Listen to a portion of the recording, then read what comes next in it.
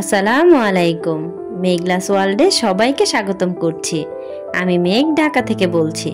কাছে এবং দূরে, দেশ এবং দেশের বাইরে, যে যেখান থেকে আমার ভিডিওটা দেখছেন, আশা করছি সবাই আল্লাহর রহমতে খুব ভালো আছেন। আমরাও আলহামদুলিল্লাহ খুব ভালো আছি। সব সময়ের মতো আজকেও আরেকটি নতুন ভিডিও নিয়ে চলে আসলাম। আশা করছি প্রতিদিনের মতো আজকের ভিডিওটা আমার আপু, ভাইয়া, আঙ্কেল আন্টিদের কাছে খুব ভালো লাগবে। তো গতকাল আমি ভিডিও শেয়ার করতে পারিনি। আমি তো রেগুলার ভিডিও আপলোড করে থাকি। আমার অনেক আপু ভাইয়ারা হয়তো টেনশন করছিলেন যে আমি কেন ভিডিও আপলোড করিনি, আমি সুস্থ আছি কিনা সবাই জানতে চেয়েছিলেন। আমি আলহামদুলিল্লাহ সুস্থ আছি, ভালো আছি। তবে অলসতার কারণে ভিডিওটা আপলোড করতে পারিনি, এডিটিং করা হয়নি, এজন্য আপলোড করিনি। তো যাই হোক, আজকে আরেকটা নতুন ভিডিও নিয়ে চলে আসছি। তো সকালবেলা ঘুম থেকে উঠে কিন্তু ঘরের যা যা কাজ থাকে সব কিছু কিন্তু সেরে নিচ্ছিলাম। বিছানা গুছিয়ে ঘর ঝাড়ু দিয়ে নিচ্ছিলাম। তো আমার ভিডিওটার এই পর্যায়ে যে সকল আপু, ভাই, আঙ্কেল আন্টিরা চলে এসেছেন, এখনও পর্যন্ত একটা লাইক করতে ভুলে গিয়েছেন, তারা প্লিজ একটা লাইক করে আমার ভিডিওটা কন্টিনিউ করুন। আর যারা অলরেডি কাজটি করে ফেলেছেন তাদেরকে অসংখ্য ধন্যবাদ। আর আজকে যারা প্রথম আমার চ্যানেলটি ভিজিট করছেন, আমার ভিডিওর কোনো অংশ যদি আপনার কাছে ভালো লেগে যায়, আপনি চাইলে আমার চ্যানেলটাকে সাবস্ক্রাইব করে নিতে পারেন। আর পাশে থাকা বেল আইকনটা প্রেস করে দিতে পারেন। এতে করে আমি যখনই ভিডিও ছাড়বো আপনার কাছে নোটিফিকেশন পৌঁছে যাবে। আর আপনি যদি চান, আপনার সময় এবং সুযোগ মতো ভিডিওটা দেখে নিতে পারবেন। তো যাই হোক, গতকাল যেহেতু পহেলা বৈশাখ ছিল, সবাই তো দেখলাম পান্তা ইলিশ খাচ্ছিলেন। তো আমি যতদূর জানি পয়লা বৈশাখটা আমাদের জন্য না, এর বাইরে আমি তেমন কিছু জানি না। আর জানি না যেহেতু আমি কিছু বলতেও চাচ্ছি না। তো যাই হোক, অনেকে অনেক কিছু করছিলেন। আমি আমার মতো করে আমার পয়লা বৈশাখটা যেভাবে পালন করলাম, আমার বাসায় যেভাবে আমি রেগুলার খাওয়া দাওয়া করি তাই করেছি। ওই দিনটা উপলক্ষে কোনো কিছু করিনি। তো সকালে কিন্তু খাওয়া দাওয়া অফ ক্যামেরা করে নিয়েছিলাম।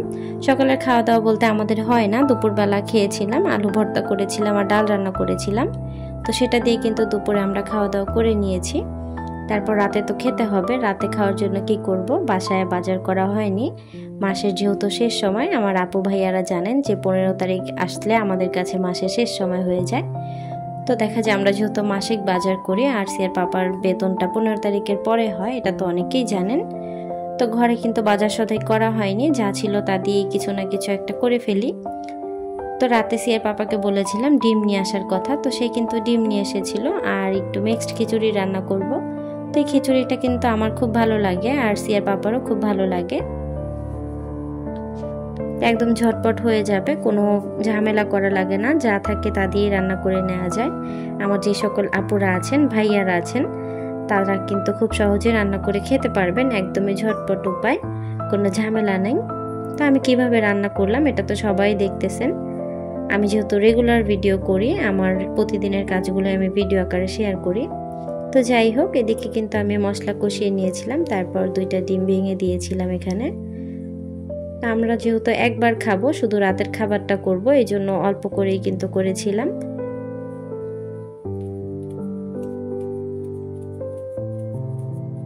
তো পয়লা বৈশাখ নিয়ে কিছু বলার মতো নেই, কারণ এক একজনের মতামত এক এক রকম থাকবে, এটাই স্বাভাবিক। তো আমি সেটা নিয়ে কিন্তু কিছু বলছি না। আমি আমার মতো করে যেভাবে যা করলাম সেটাই আপনাদেরকে বলছি। অনেকে অনেক কিছু করেছেন, তবে বড় আপুর একটা ভিডিও দেখলাম। তো আপু ভিডিওটাতে কিন্তু পান্তা খেয়েছে, পান্তা ভাত খেয়েছিল, আর শুকনা মরিচ ছিল, ডিম ভাজা ছিল। আপু বরিশালের ভাষায় কথা বলেছিল। ভিডিওটা খুব ভালো লেগেছিল আপু তোমার। তো এই যে এদিকে কথা বলতে বলতে কিন্তু আমি খিচুড়িটাকে ভালো করে কষিয়ে নিচ্ছিলাম মশলার সাথে। তো আগে কিন্তু আমি ডিমটাকে একদম মশলার সাথে কষিয়ে নিয়েছিলাম, তো ভেঙে একসাথে দিয়ে দিয়েছি। তারপরে যে একটু নাড়াচাড়া করে নিচ্ছিলাম। আমার তো হাতে নিয়ে নিয়ে ভিডিও করা, তা একটা ক্যামেরার স্ট্যান্ড যে নিব, তো নেওয়া করে কিন্তু নেওয়াই হচ্ছে না। তো একেবারে বেতন পেলেই নিয়ে নিব। তো ততদিন পর্যন্ত আমার আপু, ভাই, আঙ্কেল আন্টি, তোমরা একটু কষ্ট করে আমার ভিডিওটা দেখে নিবা। তো এই যে কথা বলতে বলতে কিন্তু ম্যাজিকের মধ্যে রান্না হয়ে গেল।